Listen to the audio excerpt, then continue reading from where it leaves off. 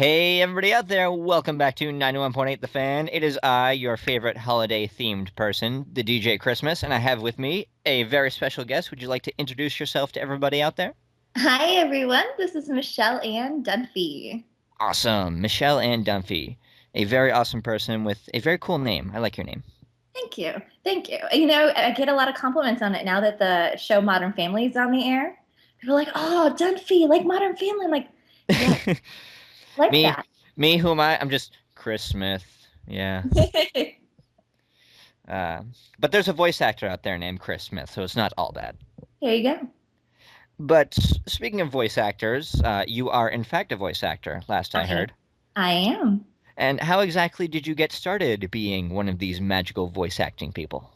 I actually did fan dubs and radio plays when I was a young teen. Oh, neat. Yeah, back in the days when the internet was new and exciting, I did Mark Spurag's first Sailor Moon fandom, which was like the first fandom ever to get be released on VHS tape. Ooh, and that's what got me started. I always wanted to do it, and it's a kind of way of being a Disney princess, and which I mean, what young girl doesn't want to be a Disney princess? I know my sister does. Exactly. And so I found out that Disney princesses actually have real people behind their voices. And I decided that's what I wanted to do with my life. And so I started playing on fan dubs for Sailor Moon and went from there. I did theater in college, and that was my major, and worked at a radio station. And then shortly after graduating, I moved to Los Angeles and made a huge commitment to being a full-time voice actor and started taking classes like crazy and getting my demos made. And here I am. That's really cool. And when you did the Sailor Moon stuff, what kind of characters did you voice? I was Sailor Moon. Oh, wow. If you search YouTube, there are still some really bad clips out there of me Sailor Moon when I was like 15 years old. It's pretty sad, but it's there. Now, don't tell anybody, but I'm actually a pretty decent sized Sailor Moon fan myself. Yay. Sailor Moon's great. I found it when I was like, I think I was 14 years old, and I was up at 5 o'clock in the morning to do babysitting. And it was the only thing that was on at 5 o'clock in the morning other than the news. And I fell in love. I think it was I can remember what the first episode I watched was. It was the Day of Destiny episodes. Ooh, Uh, and it was just, I was Princess Serenity. Man, you had me hooked. That dress, it's so beautiful. it is a pretty nice dress. It I was can't, I can't pretty. remember too much of my old anime days back when I was in like first and second grade before I knew it was anime. But I know that I watched what I'm 95% sure is Voltron. Uh, Nice. and then, of course, there was Sailor Moon and Pokemon, and I would either get up really early or run home straight from school because I lived like just right down the street from the school, just so I could catch whatever was on, just because that's what was popular back then, especially Pokemon. I started watching Pokemon back when I'm pretty sure it was its first airing on TV, and I'm kind of Wow. proud that I was a part of that. That's pretty cool. I remember seeing Sailor Moon dolls in the stores and thinking, Sailor Moon? Who'd watch anything called Sailor Moon? And I think it was probably like a month or two later, I started this regular babysitting job for some kids down the street. And that's when I discovered it. And I was like, oh, I guess I watch Sailor Moon now. Yeah, it's kind of funny how you just think that some things are incredibly silly, but then you go back to them apparently a week or two later, and they're perfectly awesome. Exactly, exactly. It was pretty interesting, but I'm so grateful because anime was like the bridge that I needed to really start playing around with voiceover. And if it wouldn't have been for anime, I wouldn't be where I am today. And I think in terms of gateway animes, Sailor Moon is definitely one of the best ones. It's so cute. It's so cute. And it's like, it's not overly sugarly cute like a show I was on Can, which is really cute. But it's for some people, I can see why it's a little too much. But Sailor Moon has action and stuff like that to help counteract the cuteness. Yeah, some bits of Kana are a little too cute for me, but the awesome music helps counteract that. You just need to make sure that you brush your teeth really well with a good anti-plaque toothpaste before you watch Cam, because after eating all that sugary goodness, you're gonna have cavities. Yeah, I try not to pay too much attention to the overly cute characters, and I just go for Mio. Mio all the way. Oh, Christina's one of my good friends. She's amazing, isn't she? Yeah. But actually, since we're on the subject, Can, how exactly did you get a hold of that? That's a pretty big, well-known series out there. It is, and it was a lot of fun. I was called up by Bang Zoom to come in into audition, and I auditioned actually for oh my goodness, names are two of the girls in the band, and now I'm like totally losing names here. Well, Moogie, Moogie, Mugi, yep. and the one that Cassandra Lee voices. Um, And I'm just which I'm one? I she's think really bossy and cranky. that would either be Mio or Ritsu. It's Ritsu. Okay, Ritsu. Because they had already cast Christina. Yeah, That's right. so they called me up and I auditioned for those two characters and I didn't hear anything, which is 99% of being a voice actor is just sending things out into the abyss. And if they come and bounce back at you, awesome. And if not, that's you just keep moving on. So I didn't think anything of it. And then I got a call saying you're June and come in, and I was like, awesome. Yay. There you go. That's my very in-depth explanation. I like June. I'm sure that she gets more in season 2, which hopefully we'll see come over She here. does, but with everything that's going on with Bandai, it's going to be a while before it comes over. Yeah, I'm very hopeful about the whole Bandai situation because they're not giving up everything entirely. They said they're going to switch over to licensing, which means that it'll still be possible for things to get done, but Yeah, and it, it'll, I it'll mean, just it's be interesting to see how they handle it.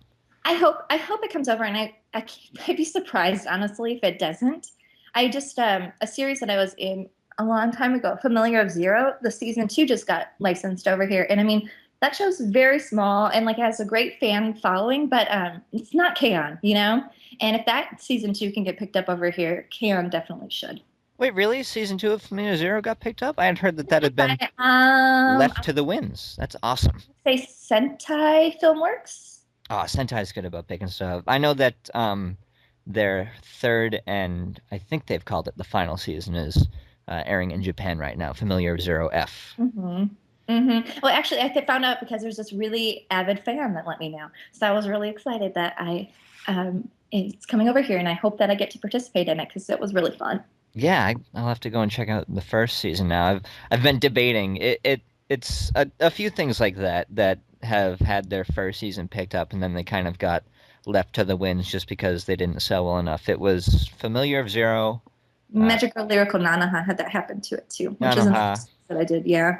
and then a couple others that I don't believe you were part of, Shakugan no Shana No. and Higurashi, which, Mhm. as far as I'm aware, they have a decent following in Japan, but I guess just not over here.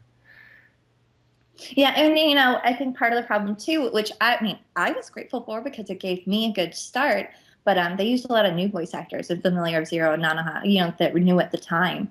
And anime fans are really dedicated to the voice actors they know. Yeah. Absolutely. As much screaming as there is for new talent and new blood out there, you get even more screaming. Why is there new talent in this when Stephanie Shea, who's awesome, could do this role too? And like, yes, Stephanie Shea is awesome, but it was really great that for Nanoha and for Familiar Zero that there was new talent used. I So have never had a problem with Stephanie Shea. I don't care what oh, anyone she's says. awesome. She's so awesome. No, and I mean, I, as a person who sometimes does a little casting, I can totally understand going with the people that you know because A, that they're great workers, and B, that they're talented. But, every once in a while, you got to get some fresh blood in there. And I think that Nanaha and Familiar Zero really gave a whole bunch of people a start. And now look at Christina B now. I Yeah, mean, she's sometimes you insane. just gotta, um, what's the shake the tree. There we go. Exactly. Now Christina's insanely popular and is really blown up and I'm really happy to see like how well she's done. Yeah, and speaking of other things that are really popular, at least with some of the people around here, you get the chance to be in Persona. I know. Yes, it was my first big video game role. It was super fun. Yeah, I never had the chance to have a PS2 myself, but I am greatly looking forward to the PlayStation Vita because there's supposed to be a Persona 4 remake, and with any luck, it'll get localized over here, and I'll get to play Persona 4. I hope so. I had to make my husband play the game so that I could hear myself. I'm really bad. I am like an uber casual player. I love playing video games, but I am so bad at anything that doesn't involve smashing buttons. Like I play Dragon Age and I play it always on casual, and I have my husband help me set up my tactics so that people don't die, and Yeah, I Persona is pretty notorious for you need a strategy guide open next to you as you play. exactly, and I can't do stuff like that at all. I don't have the patience, and B, I do not have the skill. So that's what my husband is for. So he played it so I could watch it. And there's some really great people out there who, do the video capture, which I don't know if they realize this, but if you guys are listening, thank you. That's really awesome for voice actors who don't have the ability to play the game, like me, and want to see the whole storyline and see how things turned out. Yeah, I mean, I've been playing Persona 3. I managed to get the PSP versions of 1, 2, and 3 over the Christmas season, so that was fun. But It's really fun. It's a really fun series, and it was interesting because that was my first major introduction to video game voice acting, which is a whole different beast. It's yeah, really interesting. Yeah. but I've been playing for maybe a total of 2 hours. I'm like, I need a guide. I have no idea what I'm doing. How does this game work? I'm so confused. When you have to pull up buttons to do multiple menus and stuff like that, that's when I get confused. I'm As long as usually I pretty can good smash about buttons that. and point to the camera, something, I'm good. But the second I have to open up menus and use, tactics, no, thank you. Yeah. But I do believe we're going to take a short musical break, so everybody out there, make sure that you keep it tuned to 91.8 The Fan, because when we come back, me and my special guest will still be here. You'll still be here, right? I will. All right, awesome. So make sure you keep it tuned to your favorite station, 91.8 The Fan. Everything you want and nothing you don't. Rhythm Bull Rangers present Real Fans of Genius. Real fans of genius. Today, we salute you, Mr. Cheapo Hallway Sleeper Guy. Mr. Cheapo Hallway Sleeper Guy. At home, it's your mom's basement. But at the con, anything goes. No carpets too stained, no elevator too crowded for you to plop your pudge down to cop a few C's. Hey, watch where you're walking. Bathrooms, benches, bus stops, they're all fair game for your gamey glutes. And your 32 cosplay outfits make a swell pillow. Rubber doesn't wrinkle. You've mastered the art of snoozing with strangers while standing in line. Why waste money on a hotel room? Or a shower, for that matter. Yeah! So take a bow, a no-dose, and a wet wipe, oh slumbering samurai, for your bleary-eyed battle has just begun. Mr. Cheapo Hallway Sleeper Guy. This tribute brought to you by the Rhythm Bull Rangers. Embrace your inner otaku. Hey, everybody out there, welcome back to 91.8 The Fan. I am still here. I am still Christmas, and this is still my special guest. Hello. Hi. How's it going? It's going pretty well, thank you. Well, that's good. And we were chatting a bit behind the scenes where people don't get to hear us because they're not as cool as we are. No, sorry guys. You can try, and maybe one day you'll be as cool as we are, but no, it's just up here. View's very nice from the top, I'll tell you. Yeah, it takes a lot of hard work and a lot of money. It really does. But I've been told by you that you have a convention or two planned. I do. I have. I'm going back to my home state of Wisconsin for a convention that takes place in Appleton, Wisconsin, which actually is even cooler because that's like my hometown area. So I'm really excited. It's March 30th and 31st and April 1st, and it's oh my goodness, I am like dying with names today. Katsune-kan, and Christina V will be the other guest, and she and I will be doing a lot of our panels. And I think they have a few more, but we'll be doing a lot of our panels together. So we'll be doing a panel on voice acting and talking about it as the art of playing pretend, which comes from my mentor, Richard Horvitz. Richard Horvitz, I love that guy. He is amazing. He is like a voiceover therapist. He is one of my dearest friends, and I help organize his classes in addition to doing voiceover work. And Christina actually took his class, so we're going to kind of talk about what Richard has taught us, and it's it's an amazing way to approach voice acting. It's super fun. It's, like being a kid again is essentially the way to he approaches voice acting, which isn't a surprise that, he's so wonderful and does such amazing kids. Yeah, definitely. And for And those of you out there who have no idea who we're talking about, Richard Horvitz is probably best known for Invader Zim. Invader Zim, The Adventures of Billy and Mandy. He's got so many things in the works right now. That man is crazy busy, including on camera. You can see him as the green grapes in the Fruit of the Loom commercials. Ooh. So keep an eye out for him. It's a pretty cool gig. Yeah. Awesome. Yeah. And so then Christine are gonna do a panel like that, and then we're also gonna do a panel on video game voice acting, since it's such a different beast from anime dubbing and animation voice acting in general. Yeah, I hear that quite a bit. Where, animation is well, I can't remember which is more concise, but it seems like you have to put a lot more focus. Yeah, well, you have to, like, something that Tony Oliver taught me was having like a collection of like grunts essentially, and reaction noises and stuff like that you wouldn't really think about when you're not doing fighting scenes, but knowing what it sounds like to be kicked in the gut, something you don't really think about.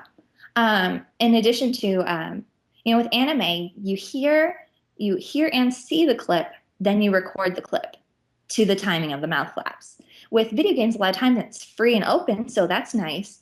But you also don't really get to hear much. Usually, like for Persona, for example, I was introduced to the character with a picture and a description from the Japanese clients, and then thrown in the booth with a spreadsheet on a computer screen. And I would just do 3 takes and then pause for a second, and if they moved down to the next cell on the spreadsheet, that meant the line was okay and we could move on. And I would just go until they stopped me and for a line that needed a little bit more direction. And that's it's really interesting, but it also is kind of difficult because you're just going. Because you're cruising, because there's so much stuff that needs to get done. That's a very methodical way about going through it. I've never really heard that in depth behind the scenes. Usually it's like, oh yeah, you go in and on Friday you do all the yelling. Yeah, definitely on Friday you do all the yelling, but yeah, you go in and you have this spreadsheet on a screen and you just say the lines and try to give them a couple different takes. But it was interesting because for Persona, my performance as Margaret got some bad fan reactions, and I don't think fans realized how much, how fast these things are recorded. The fact that I was only in the booth doing that whole game for I think 2 hours, no, maybe 4, but I mean that's it for this monster of a game. And and the director and everybody else has the final say on it. As an actor, I don't even get to hear a lot of times the Japanese voices. What do they know anyway? They're awesome. I love Japanese actors, but as fans, people need to realize that a lot of times we don't know what we're doing until we're already doing it. Yeah, a lot of the times with any voiceover role, really, you sort of have to go in and do a bit of research by yourself, and you don't even get a lot of time to do that sometimes. Well, I would say I don't get any time to do that ever. I mean, unless I'm lucky enough that they tell you who you're playing over the phone when they book you. Usually I may know the series, but I'll get a call and I'll be like, we need you to record tomorrow on an anime series. This is how much it pays. This is when we need you to be here. That's it. It's not like any information about who I'm playing or, even sometimes what the series is or what the game is. And, the most recent video game I did that comes out pretty soon this year, I can't talk about it too much, but I had no idea who I was playing. No idea. I had no idea what the game title was. It's a secret. It was completely a secret. And I got in the booth, and you know what? I didn't know what the title was until I filled out my paperwork after I left the booth. Wow. Of, the title of the game. So it's not that they're trying to keep it secret necessarily, but because we're all under NDAs and everything, we can't talk about it anyways. So it's well, I guess that's one way to make sure you follow it. They just don't tell you anything. Well, yeah, and that's what the director is there for, is that they're the ones who are supposed to do the research. They're the ones who are supposed to know the game or know the anime inside and out. They don't always get the chance to do it, but that's kind of their job, because they're listening to you and then can take your performance and kind of compare it to A, all the other actors because they're, in on every session, and B, all the research that they've done in the background of the show and say, oh, actually, I would like this to be a little bit more aggressive because she's kind of got a nasty temper in this scene because I might not know what else is going on in the scene. Definitely. And you were talking a bit about conventions, and you don't have anything planned for the big Easter weekend. I know that a couple big ones happen Easter weekend. No, nothing too much yet. This is the first convention that I've really gone out and been approached by. But I had a child a couple years ago, so I was like, say no to conventions. I cannot travel with a little. So this is just me starting to get out there, and I'm happy to, do whatever people may want, but just ask me. Definitely. A lot of the times we find that sometimes you have to go and ask for yourself, and it's like, hey, I'd love to come to a convention. Wink, wink. Exactly. And I'm happy to do it. And I finally just put it out there that I'm available, and here I am. And so I'm talking to a couple other conventions for later this year, but nothing early on at all. I'm in survival mode right now. I've been insanely busy. Well, is there any place out there where the fans can check up once you do know of any other conventions or works that you're allowed to talk about, or Sure. have information known about them? Sure. I have a fan page on Facebook. You can look up my name. It's Michelle Ann Dunphy. And that's where I post most of my updates. And actually, I just had something come out recently that I don't know if you guys are familiar with Leviathan Chronicles. It's an audio drama that's professionally produced out of New York. But I just did a small role in one of their special episodes, and then a lead role in the other one. And that just came out, and I actually was just having a discussion on Facebook about it today. It's really cool. Yeah. It's a good thing for sci-fi fans. And I know that personally, I'm a major geek of all sorts. And so I love sci-fi in addition to loving anime and video games and whatnot. So come check it out, guys. Very cool. And you also have, of course, your own personal website. I do. That has all my demos up there. And actually, if you want to hear Richard, he's in one of my demos. He's in my commercial demo. So you can try to find that little dinky tiny clip where he says something. Find Richard Horvitz. Go. Find Richard Horvitz on Michelle Ann Dunphy's demos. He actually made my commercial and my animation demos. Oh, neat. Yeah, he's an amazing guy. Yeah. But unfortunately, I do believe we are nearing the end of our time together. But before we release you back into the wild, we do have one final thing to ask of you. Okay. We just ask everyone who comes on the show if they would be willing to do a radio bump for us. Oh, sure. No problem. Awesome. We just ask everybody to say, hello, my name is, you insert your name. Mm-hmm. I do this. You can say your voice actress or insert any specific roles you want. It's completely up to you. And you're tuned into 91.8 The Fan. Okay. And, are you ready? Yep, we do the takes live on air, just in case there are any bloopers so out there. Pressure. Ah! But when you're all set, we can go for it. Take one. Okay, let's do this.